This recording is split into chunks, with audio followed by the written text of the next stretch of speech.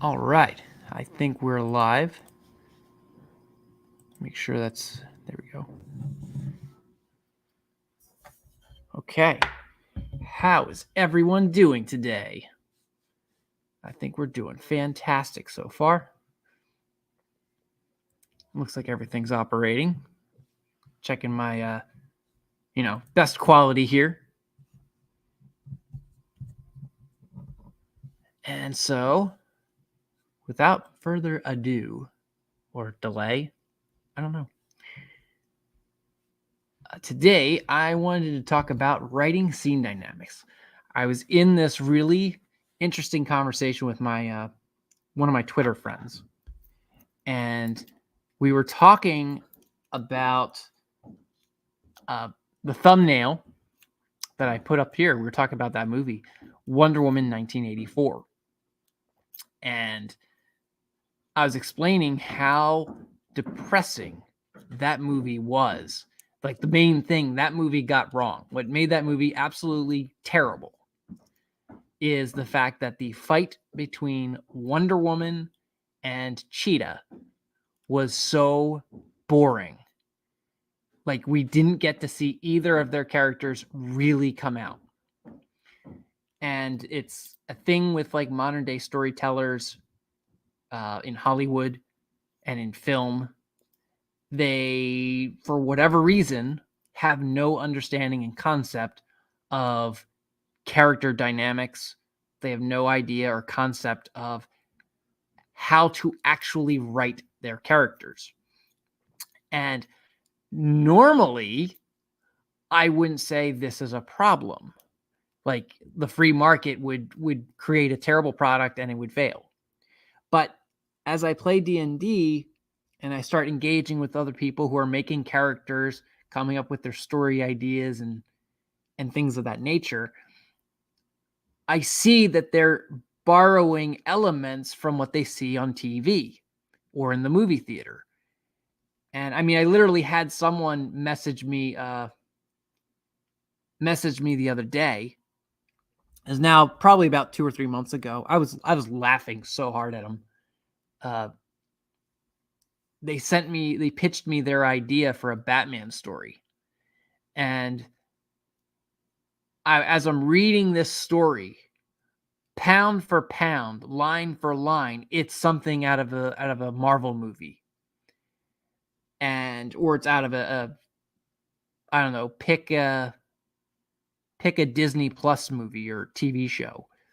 But basically, they were like, all right, my character is a gay person, and Batman is looking to retire because he's getting too old. He wants to make my character the new Batman, and he wants to train my character to be the new Batman and take up the mantle and basically become my character's Alfred. And I started laughing at how bad this idea was. I'm like, you did not just pitch to me this really shitty story. Like that's literally her pitch. She didn't give me like, okay, my character's has some terrible villains. You know, my character comes from strife. My character has these issues. No, it was literally my character is gay, and Batman wants to make her the next Batman. What? Like, why? So, again, what's being written in movies today and TV shows are bleeding into the society. It's just showing up, and you're seeing people saying, "Oh, I would love to do this kind of story." And to me, there's nothing inherent. Well, yeah, I would say there are things inherently wrong with that story, but there's nothing inherently wrong with wanting to do those things. But you have to have more to it. You gotta have some meat and potatoes in there. And like, okay, that's what's demonstrated there is like, okay, you're giving me what you want to achieve. You're not giving me what you're not giving me an interesting or fulfilling story. I could tell you the original Batman '89 movie with Michael Keaton, done by Tim Burton. All right, the closure at the end there. The closure at the end was that Batman caught the guy who killed his parents. He stopped the bad guy, and he actually got vengeance, and he actually got a happy ending, so to speak. All right, so there's closure there for him. And there's a bittersweet ending to the sequel with Batman Returns. So with all that said, with all that in mind, I'm very much aware of just how the terrible writing is impacting everyday people. So I was talking to my friend about Wonder Woman 1984, and I was explaining how where it went wrong was the fight scene between Cheetah and Wonder Woman. Now, frequent listeners and friends of mine will know that I am a comic book guy. I like comic books. I know a lot about comic books. Okay, particularly DC Comics. That's my wheelhouse. So, with DC being in my wheelhouse and being my thing, all right. One of the things I noted with watching Wonder Woman versus Cheetah was Cheetah isn't violent enough. Like that's right in your face. Cheetah is not violent enough. All right. And so I was explaining to my friend, I was like, imagine, I forget the exact scenario I gave him. I articulated it absolutely well, but I said, imagine a scene where Cheetah wished for these powers and was getting them, and you're watching steadily as Cheetah is being transformed. So like you have that moment where Wonder Woman is looking her in the eyes and she's trying to tell her, Barbara, this isn't you. Come back to your senses. Trust me, I'm your friend. And you see Barbara as her humanity is coming back to her. You see it in her eyes, you see it in her face, and she's struggling, she's conflicted. She has this primordial energy in her, this bestial personality. It's trying to break out. And so she's struggling with this. And then you have someone run up to try and stop her. And she defends herself. And she slaps him or slashes at him, and he gets thrown away. A security guard. He gets thrown away. And Wonder Woman manages to get her attention again. Barbara, it's me. It's okay. We have to stop this. We're together. We're friends. Remember?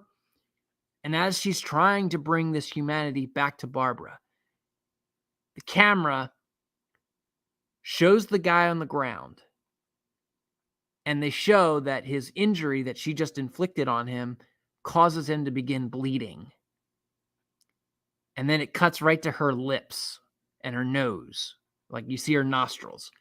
And you see the nostril begin to flare. And then you cut back to the guy on the ground bleeding. And then you cut back to her lips. And you watch her run her tongue over her lips, her upper tier. And you're like, then you would cut right to Diana as she realizes, oh shit. And then Barbara goes completely primal. And she'll then either shove Wonder Woman away or turn to be a complete maniac and slaughter that guy. just tear him apart. And you watch as she's being devoured by this magic that's now imbued into her. This cheetah god. That would be cool. That would be quintessential to her character. Okay, seeing Cheetah be brutal, seeing her be absolutely savage. That's the Cheetah comic fans love. They don't like this, oh, well, kind of a bookworm nerd, and she doesn't really know why she's doing what she does, kind of vague about understanding her own powers, kind of vague as to why she's called Cheetah. And that's a thing we see consistently with a lot of these Marvel and DC movies. Is like people are kind of just stumbling into their names, their monikers, and it's like, no, we get our names because someone gives it to us or because we've chosen to take up that moniker. It's one of the frustrating things about a lot of modern day media.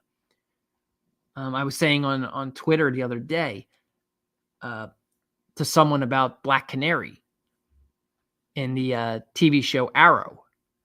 They're like, oh yeah, look at Black Canary, which version of Black Canary or something to that effect. And I was like, well, every version of Black Canary in Arrow is a complete bastardization of canon.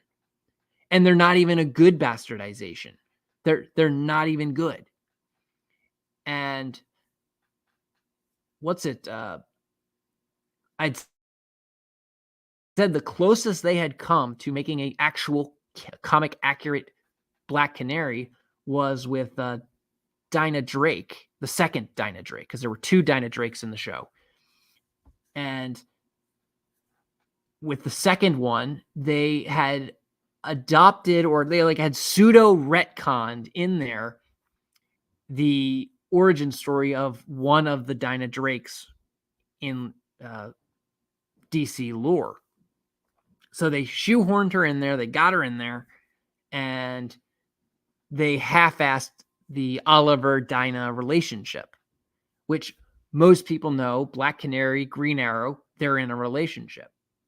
So what they should have done, in my opinion, is they should have completely dropped that storyline, just completely threw it away if they weren't going to have Oliver and Dinah together. If they were like, hey, we're not doing Green Arrow, Black Canary, they're not being together. So, okay, then just drop that altogether. Don't have Black Canary in there with Green Arrow, because everyone who reads comics knows Black Canary, Green Arrow, hand in hand. It's like Green Arrow and Green Lantern, hand in hand. We have Lonnie here in the chat.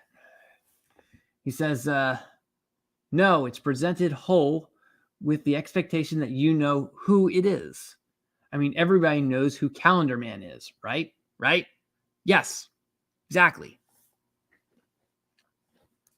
So they, and that's the other weird thing that they like to do with writing modern scenes, is they assume familiarity at the worst times to assume familiarity. My friend was just telling me, one of my other friends who I was talking to, she was telling me about the Black Adam movie. And she was telling me it was really a bad movie. And my understanding of it, I didn't see it. That should say something. As a DC comic fan, I didn't see the movie because I didn't care to. It's like characters I love are in it, but it's like I don't care. The DC hasn't done a good job selling me. So she was telling me that she did not like the movie because, as a layman to comic books, she was completely confused about everything. She's like, I get the movie explains Black Adam and his powers, but I don't care. I don't know who these people that he doesn't like and these people that he does like. I don't get the relationships. And I told her, I was like, that's really fascinating because, I never thought about that. I never thought about, I assumed the movie would explain who these characters are. It's not like Batman. I have another friend who absolutely hates Batman movies because every single Batman movie has to show Martha Wayne's pearls flying through the air. And it's like, that's not necessary. You don't, Batman is such a big character. You don't need to start the movie showing the death of his parents. It's the same thing with Spider-Man. You don't need to show or start the movie or TV show even with showing Uncle Ben dying. That's essential to his character. That's why he does what he does. And yet you take a character no one's ever heard of, like Hawkman.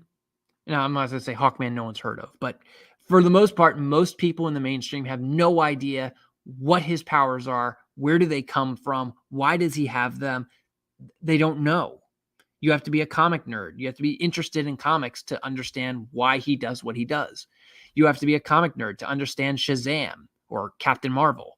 You have to know, or you'd have to be in the know to know why they do what they do or where they come from. So for a movie not to do that is baffling to me. It's like, wait, why wouldn't you explain that? So I thought that was very fascinating when she told me that. And so I've come to realize it's like scene after scene. Yeah, Cheetah was another example of that with Wonder Woman 1984. It was like they don't really explain her powers. You understand how she gets them, but you're not explained as to like, okay, why is she turning into a cheetah? Why isn't she turning into, say, a Black Widow spider? Why isn't she turning into a crocodile? No, it's cheetah. No explanation at all. At least I can't remember. And if I can't remember, I think that's terrible. Like, it's absolutely god awful that I can't remember what the reason or justification was.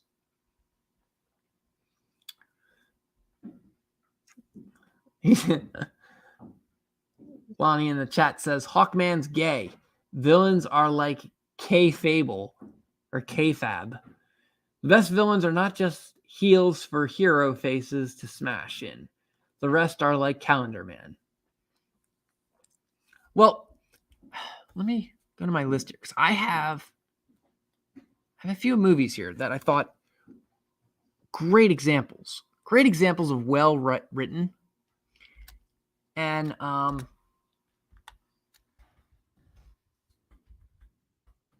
going to skip ahead on my agenda here. I'm going to go to Demolition Man. Because Demolition Man is a fantastic source for an analogy. Fantastic. Because it gives you, it's such a great sci-fi because of just how well the story is told. And scene for scene, every ounce of that movie has meaning, purpose, and point. Every ounce of it. And I singled out here the museum fight between Simon Phoenix and John Spartan. And that's because it's the first time these two characters are meeting in the future, in this potential hypothetical future. And they're not used to all the sophisticated technology and all the cool things that come with the future. And when they realize that, oh crap, we're both from the same era, and I'm here to stop you, evil villain guy. It's the tension is there. You feel it. You feel the tension is there. And you could say that's good acting. The acting is certainly a portion of that. It's definitely a part of why you're in and you're engaged in the entire scene. But the dynamics there is that these two are long-term enemies. They're diametrically opposed to one another, and their personalities are similar but different. And that's again what makes them really fantastic as something to analyze. Again, contrast that to Wonder Woman and Cheetah. The dynamics are just bland. Cheetah wants to be like Wonder Woman. And then for some reason she becomes a cheetah or a cheetah-like person. We don't even actually get to see her as Cheetah. She's just like a woman in a cheetah-clad scarf. and she just like kind of like runs kind of fast. And it's like, what is going on here? Both fights. That's sorry. I'm trying not to rage about this because it's like the first fight was weak. The first time you have Wonder Woman and Cheetah on the big screen, and it was a complete disappointment. All right. And then you have them fight a second time, which was just as disappointing as the first time. And that's supposed to be the final boss fight. That's the climactic ending to it, is these two fight. Wonder Woman gets in her Golden Eagle armor, and she just gets her ass handed to her in this fucking Golden Eagle armor. I don't know what they were smoking when they decided to do this. I don't know.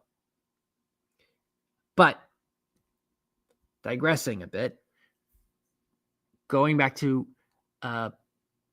Demolition Man, you have Simon Phoenix, who our first scenes with him is we get that he is a psychopath. He's crazy. He's chaotic, and he's intelligent. And we find out the whole reason why our main character, John Spartan, is put in this cryo prison is because Simon Phoenix lied.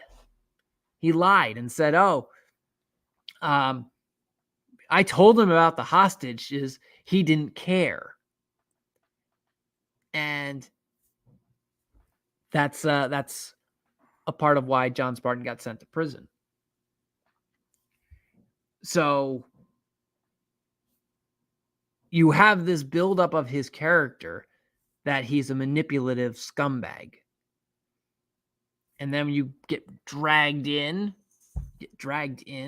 you have John Spartan, who throughout the early parts of the movie, they're explaining who he is.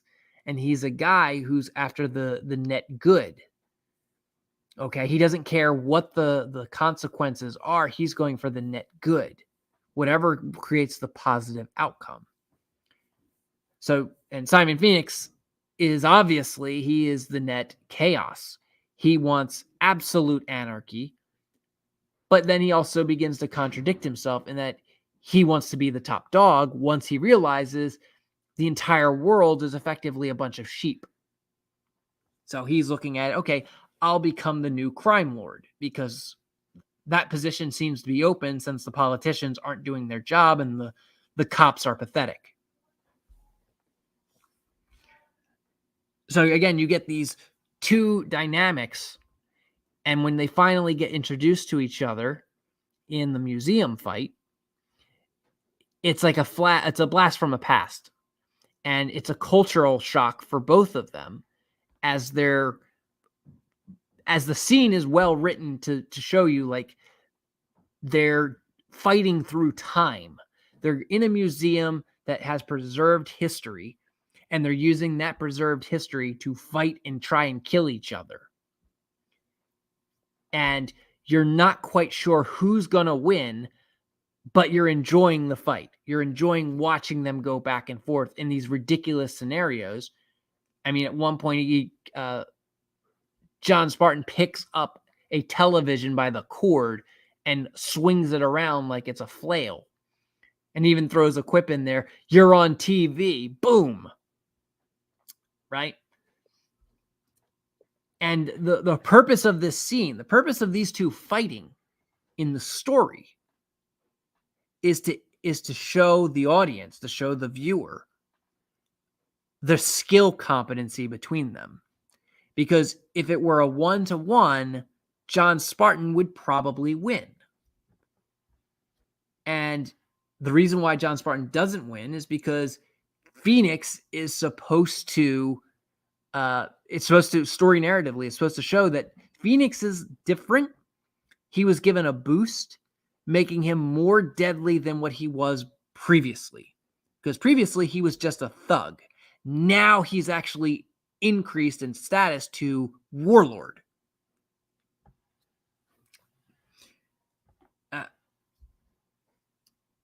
We have Lonnie here. He says, wrestling terms. Heels are the bad guys. They are formulaic. Faces are heroes. Also formulaic. The best are not formulaic. And yet, as you say, the very thing that makes them non-formulaic gets repeated and not ad nauseum, thus making them formulaic. Spartan and Phoenix are basically the same guy in different roles. Neither really give a fuck. Exactly. Other viewers, why no thumbs up? In yours. Yeah, other viewers, come on, give me a like. Give me a like. I appreciate it. So, yeah, with their dynamics at opposite of each other, you begin to see how by Phoenix beating him the first time, John Spartan is able to say something's not right. I've kicked this guy's ass before, and now we're tied. What happened? And that's when he finds out. He begins doing some research and finding out that Phoenix has been programmed with extra skills, extra powers. And that doesn't sit right with John Spartan, as it's like, oh crap. John Spartan has been programmed with extra powers too. As we find out, it's knitting. He's a seamstress. And it's like, there's some complications there. He is now at an even greater disadvantage than before, because instead of being programmed as a efficient law enforcement officer, he is programmed as a tailor.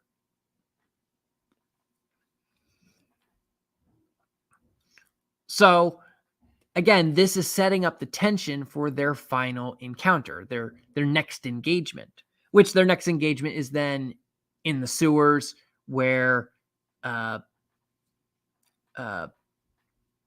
Spartan meets Freely, and Simon Phoenix is sent to kill Freely. All of this, I'm going to stop talking about Demolition Man because it's a great movie. Watch it. But all of this to say that Demolition Man, that scene in the museum where they're fighting has a lot of layers that you can begin peeling back and peeling back and peeling back and analyzing how all of these little nuanced details, when you scrutinize them and you put them together, you see how it's a part of a grander story, and it's the whole story in a microcosm. It's in a tiny little seed. You can see the whole story.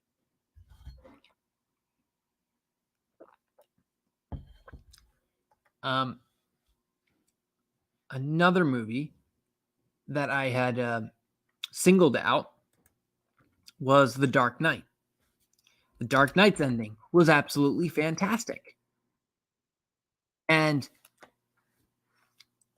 if you watch the movie, throughout the movie, it's I know a lot of people have talked at extreme nauseum about The Dark Knight and how it unfolded and how great it is. Okay, it's a great movie. Don't get me wrong. Okay, so I'm not going to try and belabor this longer than I have to. All right, but the ending of The Dark Knight, okay, its narrative, the way it's framed is, in my opinion, it could have been better. Could have definitely been better, in my opinion. I wouldn't have killed Harvey Dent. But the way it's formatted, all right, the movie itself is leading you to believe Batman catches the Joker and that's the end. And in a normal movie, that would have been the end. But there were still some loose ends that needed to be tied. And so that got sewed into the Joker's plan with the end of the movie. Again, this makes the Joker all the greater because he is the mastermind that engineered Harvey Dent to doing the thing, Harvey Two-Face from doing the thing that he was doing, which was kidnapping Gordon's family. And throughout that ending, they keep cutting between scenes, showing you Harvey doing stuff. So, like, it's in the back of your mind that this other story plot is going on, and you don't know how that's going to go. You don't know how that's going to unfold. You're just curious, like, okay. I don't know how this ties into the main story, because obviously we're building up to a climax where Batman and the Joker show down against each other. So the ending there, how they frame it, how they put it into focus, and the fact they end it with a funeral speech is, again, 10 out of 10. Again, I might not like the ending, but the way they did it was well done. They closed the movie with a eulogy, and they jump between a eulogy and a speech that Jim Gordon's giving to his son. And again, when Jim Gordon's talking to his son, he's talking to the audience. He's talking to us. He's not talking to just his son. He's not talking to Batman. We, the audience, represent the son. And so when he's talking to us or the son, we're absorbing the moral of the story. We're absorbing the objective, the plot. What's going on here? Why are we watching this still?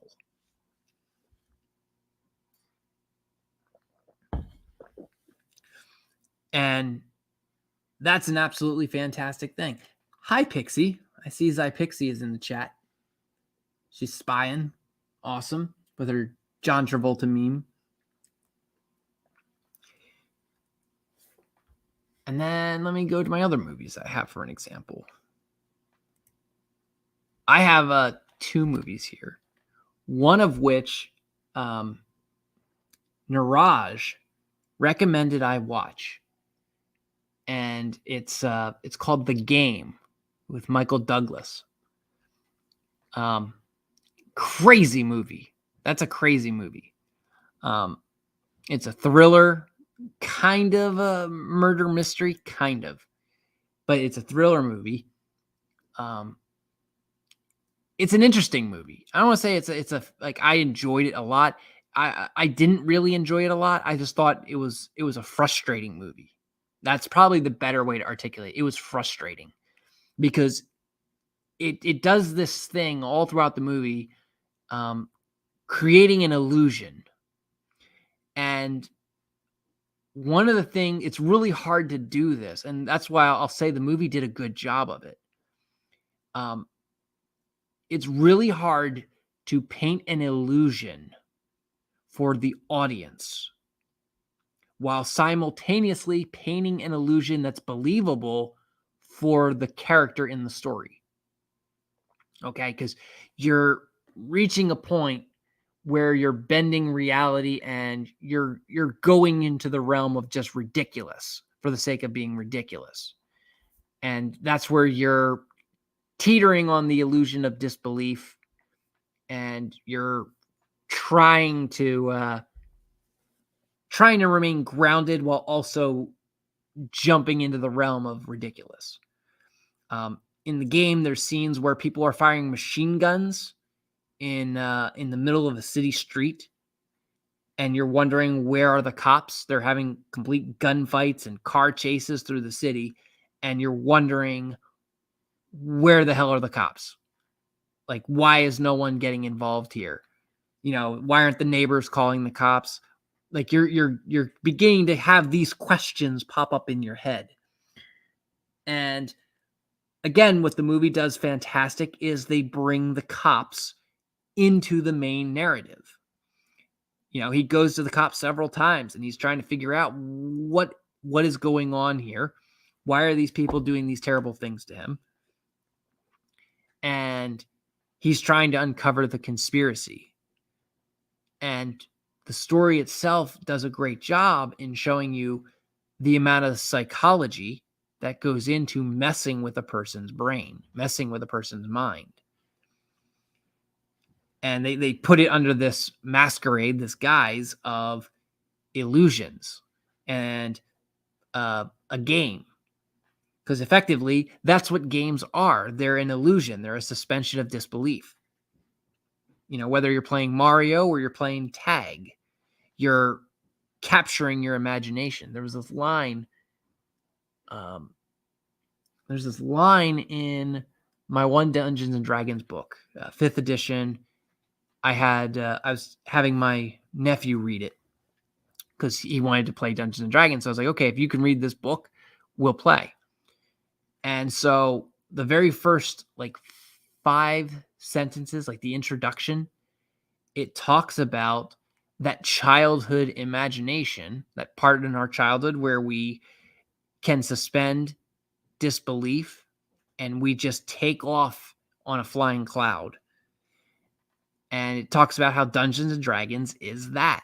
It is us going away into a fantasy world.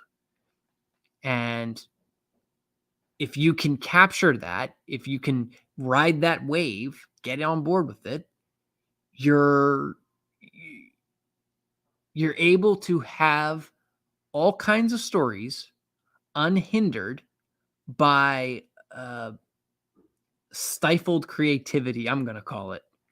You're not going to have a boring character like Cheetah. You're going to have an interesting, dynamic character like Simon Phoenix or John Spartan. And like when you take those movies, when you take the game, part of what it does to reel you in, to pull you in, is it gives you some actual truth.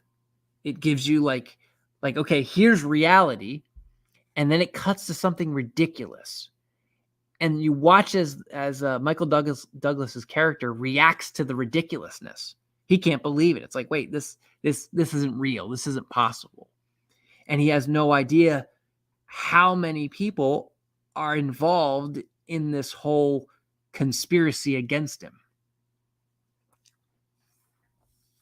Again, dynamic, fascinating, interesting.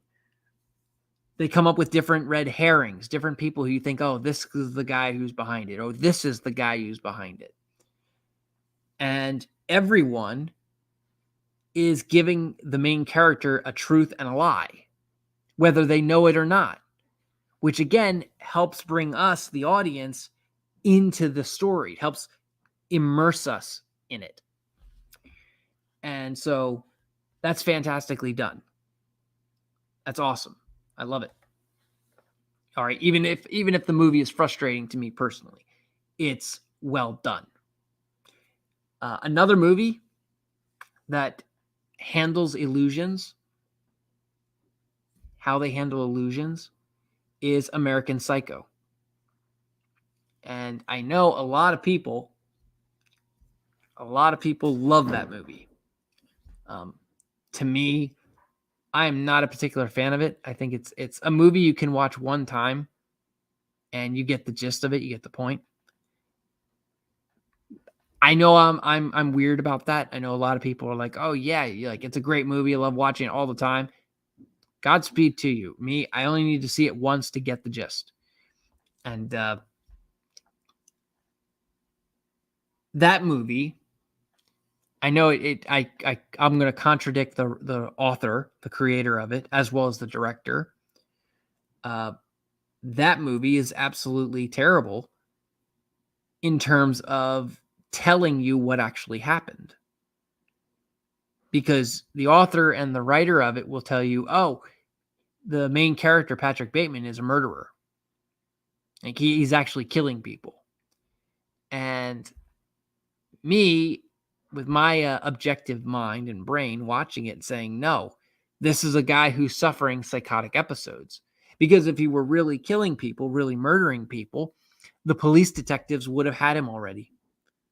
Just by evidence alone, they would have him. He's already under suspicion.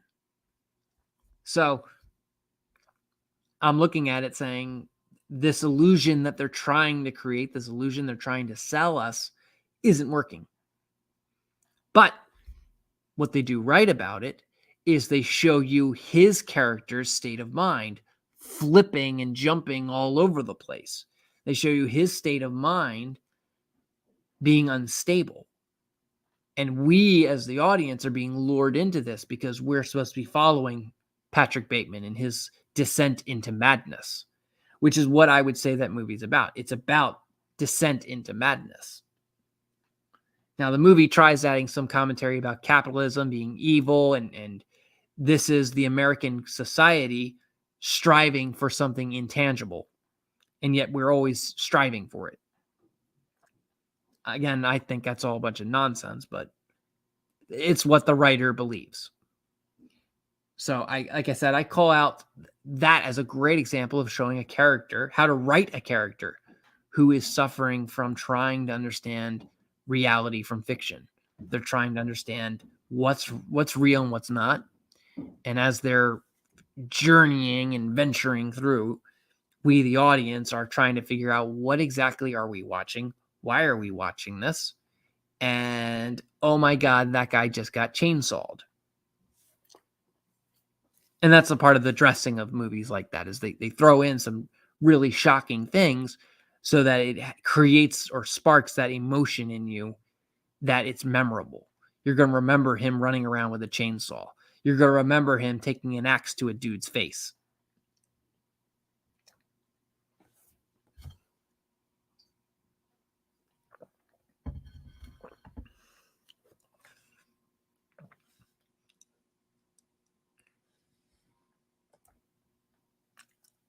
Pixie said in chat, always creeping. And Lonnie in chat says thumbs up. I appreciate the thumbs up. Appreciate it. So those are some movies, and I was thinking about I've told people how I would have done the how I would have done The Dark Knight differently. What I would have done with The Dark Knight is I would have had Harvey Dent get incapacitated. I would have had him get incapacitated, him on the ground, and Batman still taking the fall for the murder. Oh, I'm sorry. That was one of my ideas. No, the real idea I would have done would have been that the narrative would have been that Harvey's trauma had been so severe for him that he had entered into a psychosis, that he can't tell right from wrong anymore, because that's how badly he was attacked by Batman. And this creates this framing that Batman is a villain, and he is now taken on this extreme persona, this extreme idea of vigilante justice. The Joker has made him become this very dark figure, this Dark Knight, who doesn't care about the law at all and believes himself to be above it. So he's no longer like your neighborhood detective. He's no longer your 1960s Adam West Batman. He is now the modern Frank Miller Batman, who everyone is afraid of because he's a mean, snarling beast. And that would still give the ending that we had and not kill Two-Face. Because I'm not a fan of killing villains. I've said that plenty of times, I think, by now. I'm not a fan of killing villains. I think you should keep your villains alive as long as possible and let them have a long, prosperous career. That's one of the things I will give or take away, I guess, from Tim Burton's Batman run, is that he kills the Joker and he kills Penguin in both movies. Wouldn't have done that. Myself, I wouldn't have done that. I think that's terrible.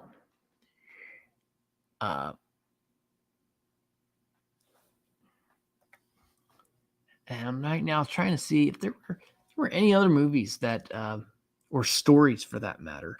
I was actually that's one I could talk about. One of the analogies I like to bring up about Star Wars. I know Star Wars is a topic that plenty of people have beaten to death in today's world, but I'm going to rewind the clock and go to Star Wars episode. Which one was it? Sorry, I'm right now trying to think about it. Damn, I just had a brain fart. Only the best quality here. So, trying to think about it. Because I talked about it just the other day about how. Oh, that's it. I was talking about the Warcraft. Warcraft in episode 2 and 3. I was explaining to my friends who don't know much about Warcraft. I was explaining to them that the story of Prince Arthas is what should have happened with Star Wars with Anakin Skywalker. Okay, with Prince Arthas, you're given this. He's basically Anakin Skywalker. His Obi-Wan Kenobi is Uther, who is a senior paladin. The paladins are basically Jedi Knight.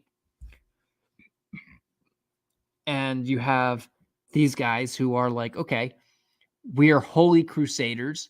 We are doing serving the light, serving God, and our job is to protect our kingdom. And the main villain, who is, I guess, like a Count Dooku type, his task by the Emperor is to manipulate Prince Arthas into going down this dark road. And he does that by putting Prince Arthas in a conundrum, an ethical conundrum, that it's a no-win scenario. And so he basically lets Arthas choose. Mal'Ganis is his name. Mal'Ganis is a demon. He is like, okay, Arthas, you have a choice. Pursue me or save your people. And then he flees.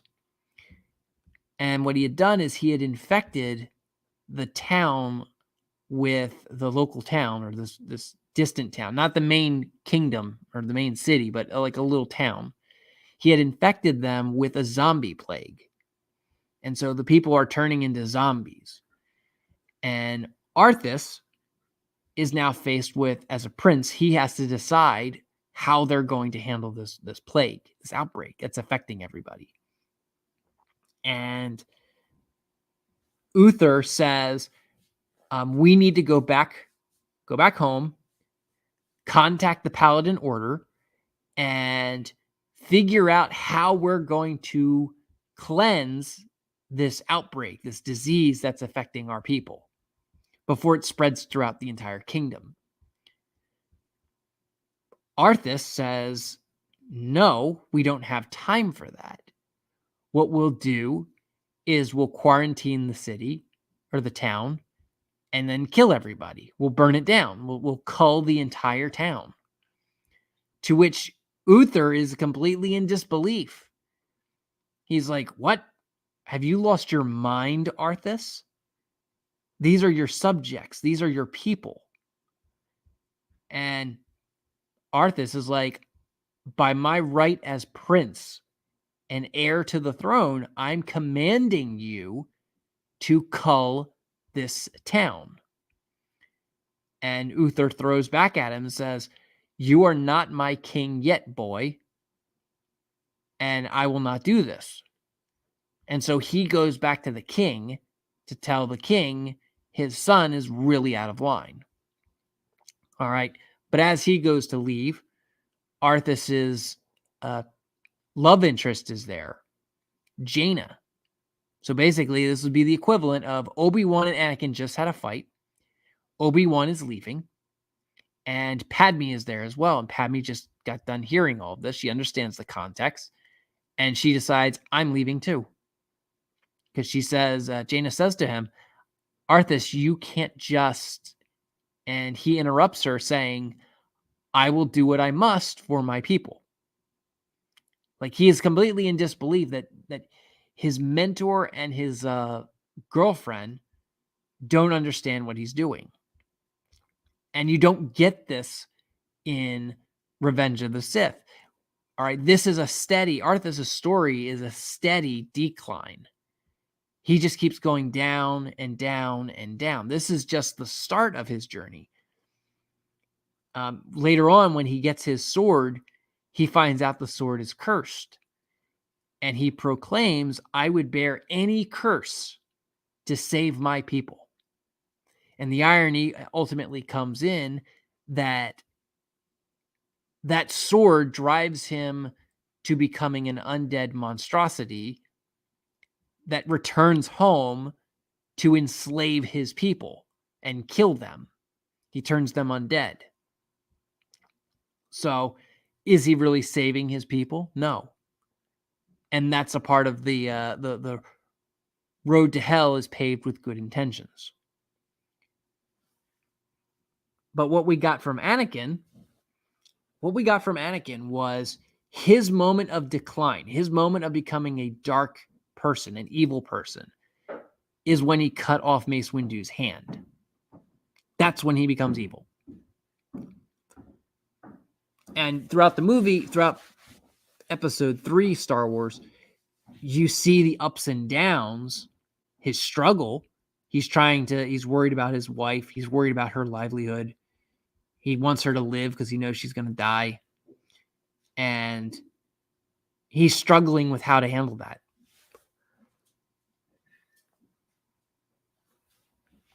So with him struggling, we're supposed to see that as like, okay, this is his decline. He's slowly going downhill. He chopped Dooku's head off before, so he's obviously in a decline. But again, in my opinion, it wasn't very well done. We get effectively 2 scenes of seeing Anakin doing something dark and sinister. And then we have the ending of the movie, which is just shoehorning in everything so that episode 4 is set up correctly.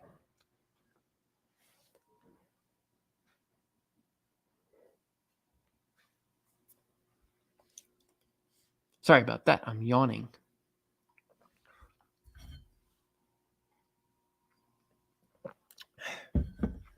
So that was another example of terrible story writing, or in my opinion, terrible story writing that could have been a lot better, a hell of a lot better. And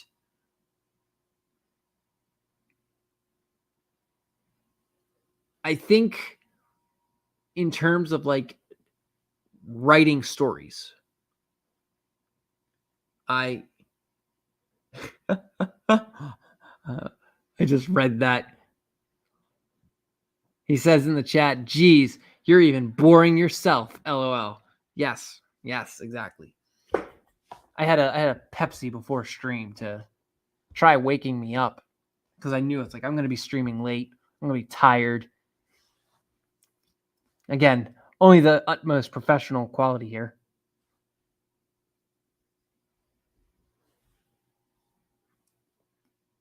So I see that, and when I see players come up with stories, and I mean, as a dungeon master, I'm always writing stories. I'm always coming up with stories. I'm always mulling over stories, things that I wanna do. I want to put them in somewhere. And as I'm coming up with these stories and these ideas, it's prepping me for other players and their ideas. What do they want to do? And you have to manage and do the delicate dance of what would be a good idea and what would be a bad idea. I have this one player in my Star Wars campaign. I talked about him last week. He likes to start stuff. He likes to get into the weeds and cause trouble for other people. In a game sense, not necessarily in real life, but in game sense, his character likes to create problems for other people. And not like anything big, nothing major, nothing really hurtful, but like minor nuisances. And Lonnie says, good DMs seem like they might make great middle managers. I don't know. I don't know. That might be true. That might be true. I have to think on that one. That's what I'm going to have to mull over. But so it's like I have this character who likes causing problems for other people, and nothing too dramatic, nothing too harmful, but it can be annoying.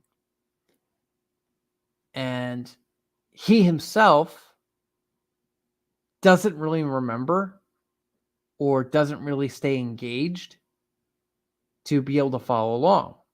You know, he's an older guy. So his ability to actually follow along and see where things are going is not on par with everyone else. And so hilariously enough, Lonnie says, riding herd to a bunch of cats. Yes. Being a DM is basically herding a bunch of cats.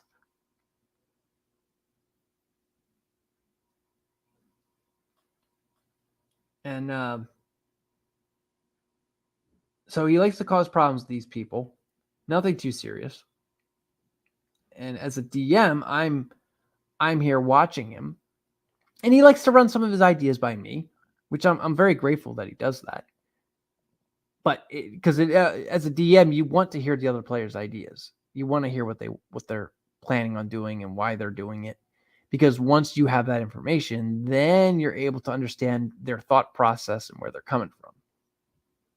And even if they decide, like you do a lot of talking and they decide to drop the character, it wasn't for naught. Because now you have a new idea that you could potentially drop in for another character. And in my experience, that is very often the case, where I'll have a story, I'll talk about a story with one player, and another player will be the one who actually gets that story. Because the player who I spoke to it about dropped it. They weren't interested in doing it anymore. So when they stopped doing it, it was like, okay, moving on to someone else. One moment, please.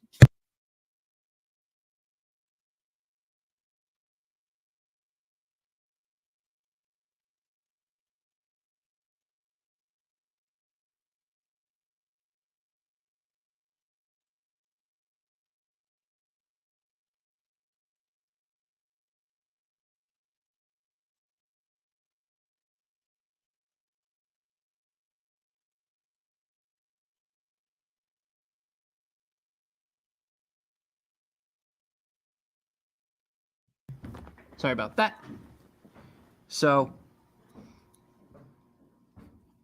as I said, that's very much the experience that I have dungeon mastering and coming up with stories with other players. Another one that I tend to have the experience with is players have some fascinating concepts and ideas for scenes that they want to do. I have one of my fantasy, my real life campaign. My friend wanted him and his wife to have a reason for their characters to be together. Not romantically. He wants to happen naturally if their characters mesh well. But he wants a reason for them to stick together because their dynamics are very opposing. His character is a dwarf who is on like not quite a holy mission, but he's on a mission, a quest for his people. And she is a demon or a half demon who is a part of a political faction that is looking to usurp the throne of a human kingdom, a very xenophobic kingdom that would absolutely detest her being anything involved with them. It just happens that the house that she is a part of, they are willing to lie, cheat, and steal to take the throne.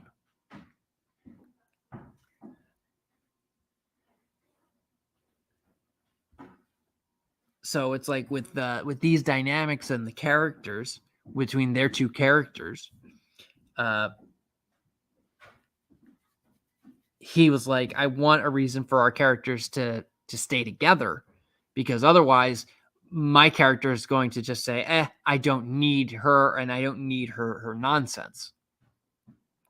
And it's like, okay, I can come up with reasons as to why you guys have to stick together. That's no problem there. The thing is coming up with a reason that both the players can get on board with it. Because if you have one player on board with it, but the other isn't, then you got a problem.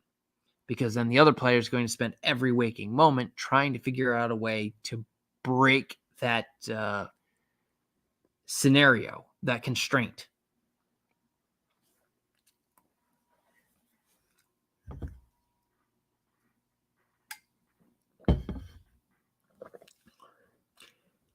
Lonnie says, sandwich maker and eater of sandwiches? Yes, I'm sure that's the dynamic he was thinking of. And I don't think it would go the way you think it would go. But I believe that is probably the dynamic he was thinking of. Absolutely. I'm 100% sure about that. I'll let him know and say, wait a minute, I see you hoodwinked me into this.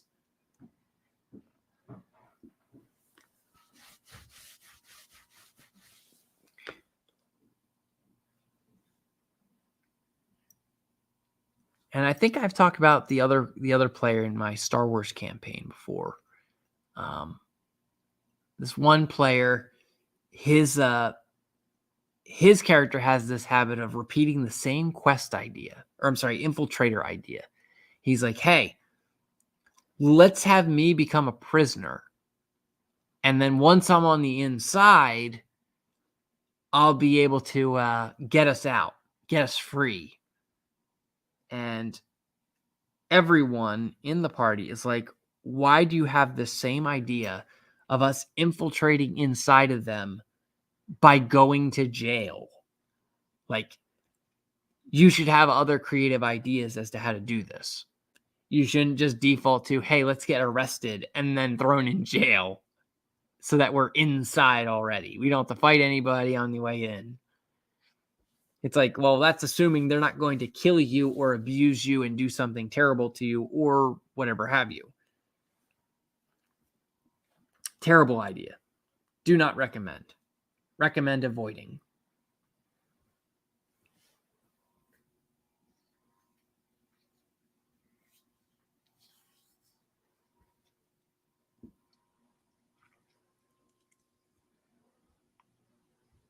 And as I'm thinking about this, there's a bunch of scenarios and stories.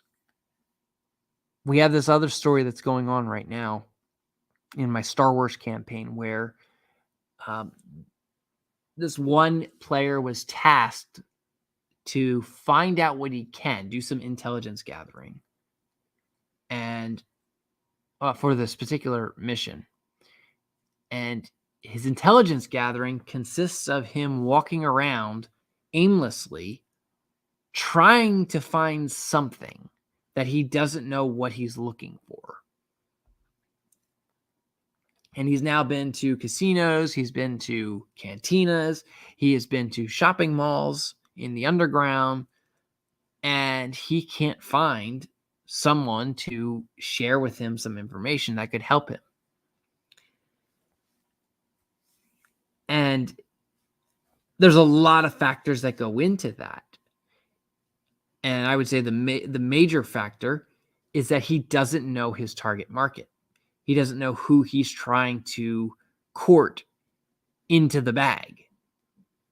So because he doesn't know that, he's coming up to the idea, well, maybe I should just start slaughtering their people, and that'll bring the owner of the bag, or potentially those who are interested in the bag,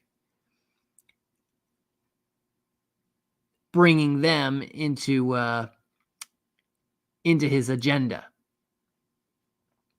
And I'm listening to him, and I'm scratching my head, trying to figure out what the hell is he planning.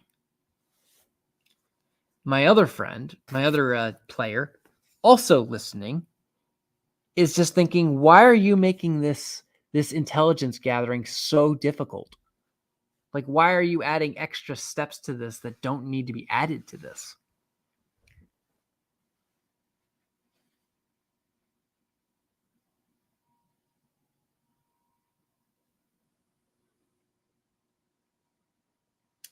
So these extra steps, which again, I'm over here scratching my head, wondering why is he doing it the way he's doing it? But I'm not the player. Players get to explore and find out things the way they want to find them out. So this guy has this thing where he plays D&D like it's a solo player game. Like it's only meant for one player, and which, don't get me wrong, I love it when players get adventurous and do things solo. But he was given this task by an NPC who recommended he use the other players in the party to help him because the other players have skills that aren't his skills. And he has decided, nah, this is my story. I don't need anyone else to help me. Bold strategy. That would be my gut instinct on that. Is that's a bold strategy to assume that you don't need anybody else. And he tries taking on like a selfless personality about it. He tries to be selfless and being like, oh, I don't want to waste someone else's time. You know, it's their time to play the game, and they want other things they got to do. And it's like, well, sure, I hear what you're saying, but you guys are all in this together, and what makes you think they don't want to experience this story themselves? They have their own little interest in adventuring that they want to do, and by you not including them, they're not getting that chance.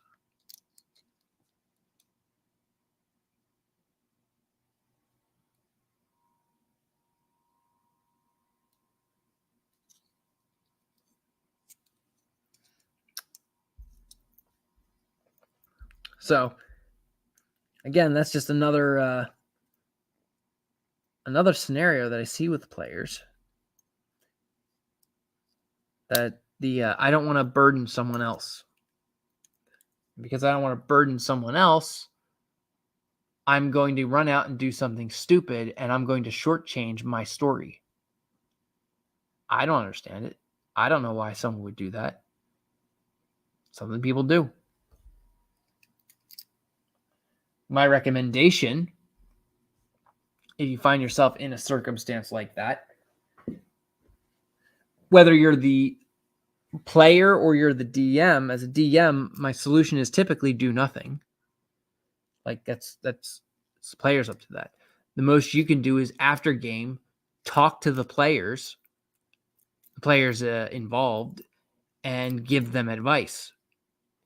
Don't tell them what to do, but say, you know, have you considered this? Have you considered that? Did you think about that? And typically in between sessions is when they'll change strategy. Sometimes for the best, sometimes for the worst. I've had guys who their scenario, their thought process was a direct nail on the head. It was like, wow, they're going to complete this task. Awesome. They're going to complete the objective.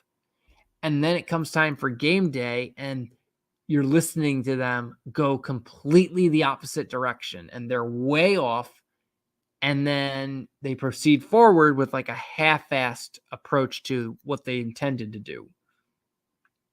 So it's like they progressively got worse.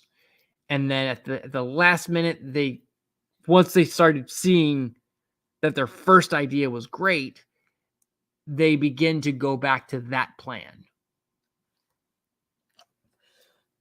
Lonnie says, not selfless, selfish, only seeing his own perspective. It's hard to step back and see the forest, but also gay when they can't. That I don't want to be a burden shit is all projection. Yes. Yeah, that's effectively true. And that's the pattern I seem to notice with players like this, is they have this, oh, I'm going to shell off from everyone else. Had this one girl who was a healer, and she didn't want to really get involved in helping out other people because she was afraid she would let them down and they would die. And it's like, what do you mean? Without you, they're going to die. And they're like, yeah, but if I'm not there, then they can be more reasonable in knowing that I'm not the one who can heal them. And I've said this before to my players in several games, in several scenarios. The most dangerous thing you can do to your party is let them know that you're there to help them, and then you don't help them. That's it. They're getting a false sense of security when you do that. And that's a part of why, again, D&D is a team-based game. We're in this together. We're in this to help each other.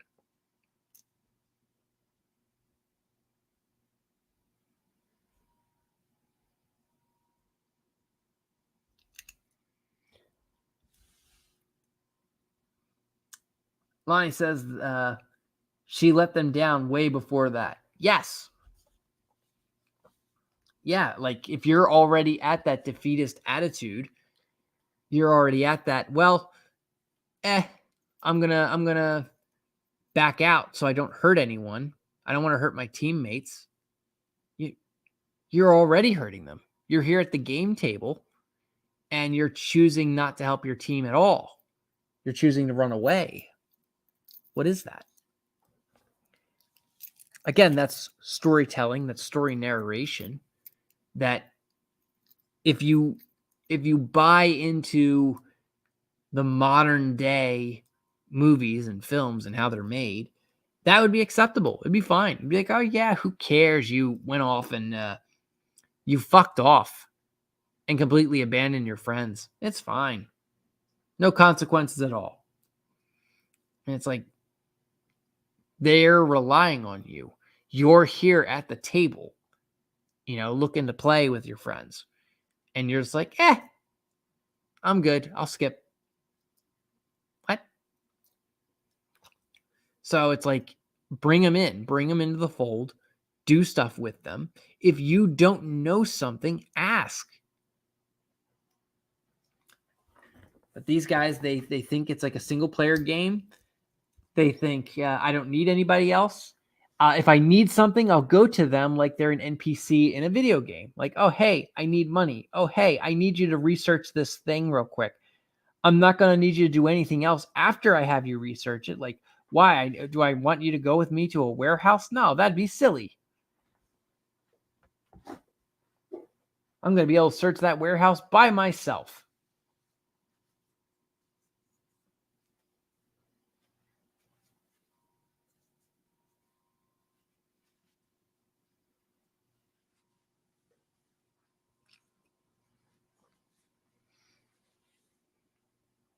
So when I think of stuff like that, I think of stuff like that, I speak to players and I listen to them.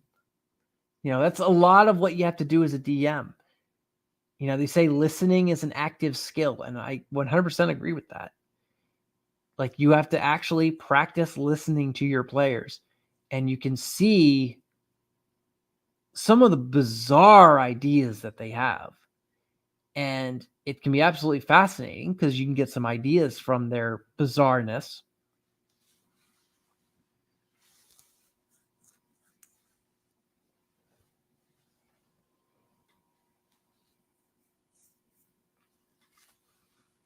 I'm right now thinking about some of the stories that I have. I have to be very careful. I have to be careful because some of my players listen to these streams. So I have to be careful what I say. But I'm thinking about some of the stories and arcs that I've done for players in my games. And I typically share some of them that are really good.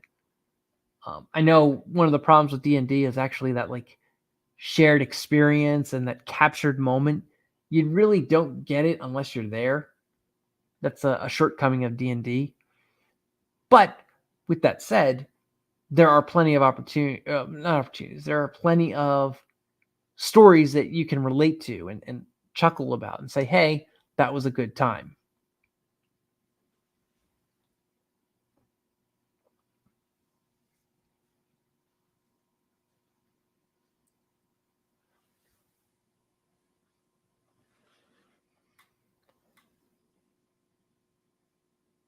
So with scene writing,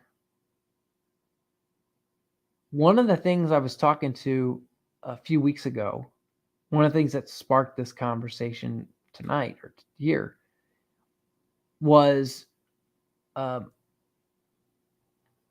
a friend or acquaintance of mine wanted help writing a movie. And so I began poking and prodding him. Okay, what are you trying to write? Why are you trying to write it? And what do you bring to the table with it? And he kept trying to like explain the story to me, and I had to keep stopping him because like I don't care. Whatever, I'm here trying to help you. I don't care what story you're trying to tell me because I know the premise. You explain the premise. Everything after the premise isn't necessary. What I need to know as a guy who's helping you is at what point uh, are you looking to actually make your characters do something that isn't like a fan fiction? And I was trying to get him to the point of brainstorming. So I was like, all right, let's go through some of your ideas here. Let's start there. And he basically just focused on frivolous stuff. He wanted to just nerd out and geek out about his fandom instead of, hey, you, in order to keep going on with this story and to keep going on with what you're trying to write, you're gonna have to do some work. He didn't want to do work. That's ultimately what I concluded, is that he didn't want to do work. He just wanted to nerd out and talk to someone who's a nerd on the subject.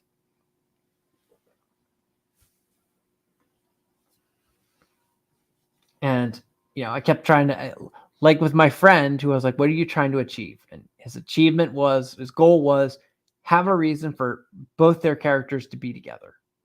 So this guy, I asked him, what's your objective?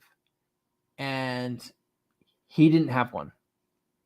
He was like, oh yeah, I want to make this film. I want to talk to a writer about it, and all should be good. And so my friend calls me up, says, hey, our friend needs help writing. Can you help him? I was like, sure. Get there and find out, no, he doesn't really want help writing. He sees it, any type of help as like a waste of time. And it's like, oh, well then. All right. I guess business here is concluded. And I think I've already talked about how it's difficult when you're dealing with players who are already useless, I think.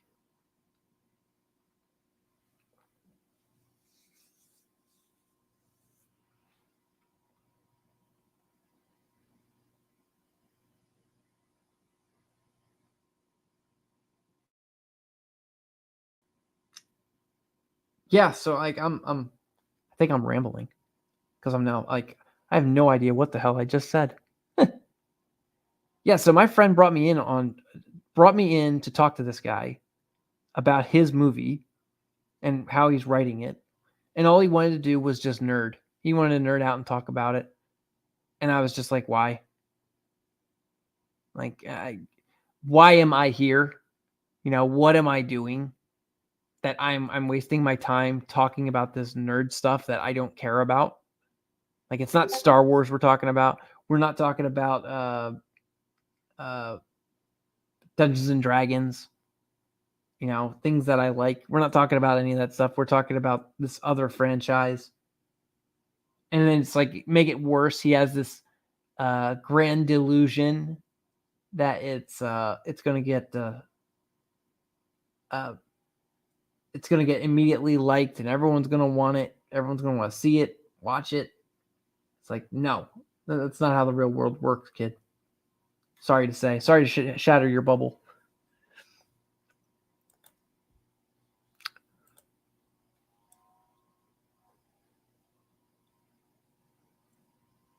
Oh, sorry about that. Just got told I sound like I'm a hair far away from the mic.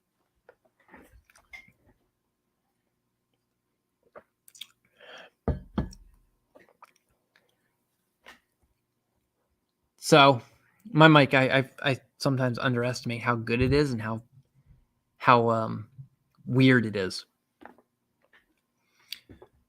So yeah, this guy, I don't want to go too much. I don't want to screw over his project, whatever his ideas were, because he began trying to tell me his ideas, and JRL was that guy. Yes. And so this guy began telling me his ideas, and I had to stop him right there. Hold up. I don't care what your ideas are, my friend. What I want you to do is write them down. And he started saying, "Oh, well, I don't need to do that." No, you need to write them down.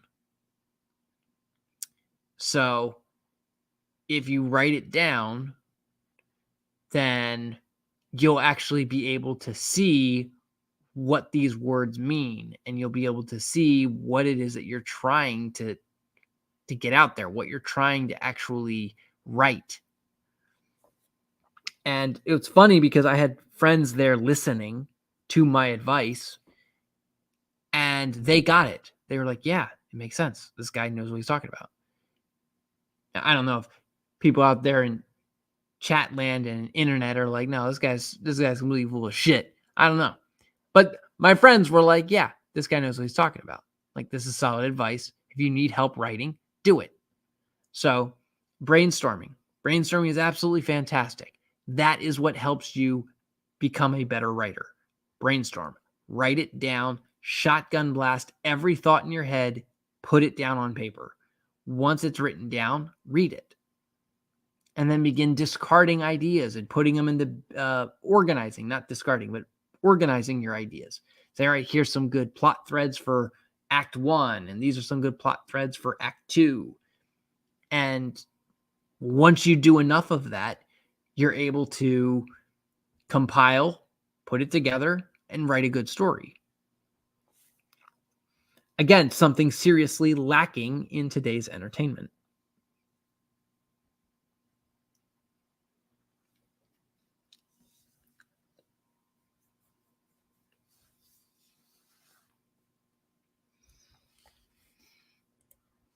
Okay.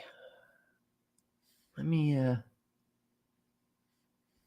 all right. I think I kind of hit all the points that I wanted to. Uh something I tend to do with my storytelling, my story writing whenever I'm talking to my players and trying to get them engaged is I have my notes here. And what I aim to do is I come up with these bullet points, and I come up with different phrases and things to like indicate what chapter of the story that my players are in. And so I come up with these chapters and these concept ideas, and then I'll bait the hook with those concepts or ideas. And I'll observe how the players react to them. Are they interested or are they not? Because then you get, when you do these little like feelers or baits, you get an idea as to like what exactly is the player interested in and how does their brain work. A player might be interested in a detective story. Another player might be interested in just becoming the big bad who, kicks ass. I don't know. I don't know what their objective is. I don't know what they're after. But unless I put out these little feelers, unless I put out these little ideas that I have, I don't know if a player is going to bite them or not. And as a DM, you should do that. You should throw out your little feelers, see how the players handle them, react to them. If they get interested in them, then you begin to understand that player. And if you pay attention, you'll begin to understand that character. Typically, you understand the character before you understand the player. Typically, that's in my experience. Lonnie says, because no one is interested in risk, just validating existing opinions. Yes. That's a whole other bag of worms. People are afraid of failure. And I get it. I get being afraid of failure. But that's, to me at least, that's a part of being a hero. That's a part of doing something worth a damn, is the fact that you are doing something that with a high risk. Someone could die or someone could get hurt. You could lose out on money.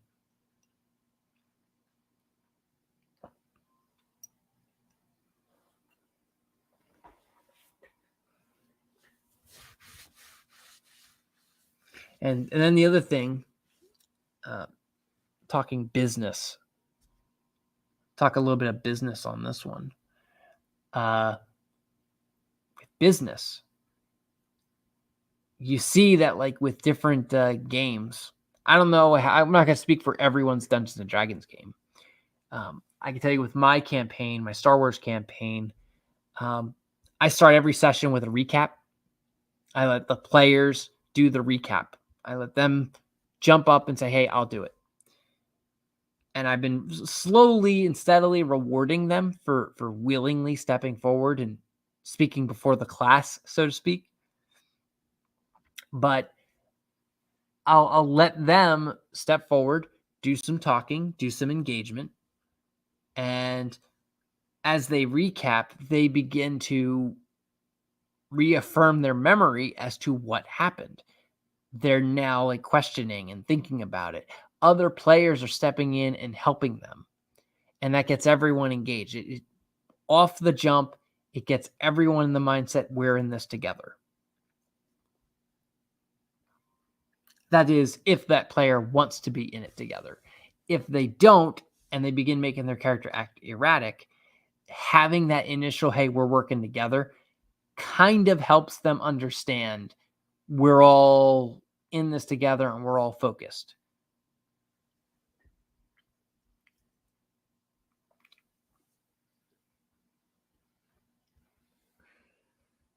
But all right, I think that is a good spot to begin